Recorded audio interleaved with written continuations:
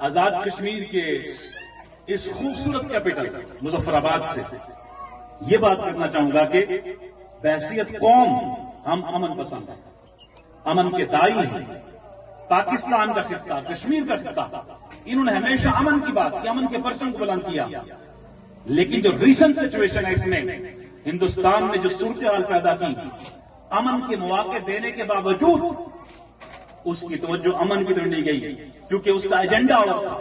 دہشت و بربریت کا تھا، انتشار و اشتراک کا تھا، لہذا اس نے امن کے مواقع سے فائدہ اس خطے کو نہیں ہونے دیا اور ساؤتھ ایشیا کا امن اس نے داؤ پہ لگایا۔ لیکن میں اس موقع پہ اپنی بہادر مسلح افواج کو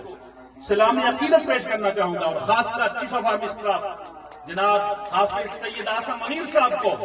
پوری فورسز کو، بہادر فورسز کو، کہ انہوں نے بنیان مرصوص آپریشن لانچ کر کے آپ نے دیکھا کہ فتح کا پرچم بلند کر دیا، اور ہم سلام پیش کرتے ہیں ہماری افواج نے وہ کیا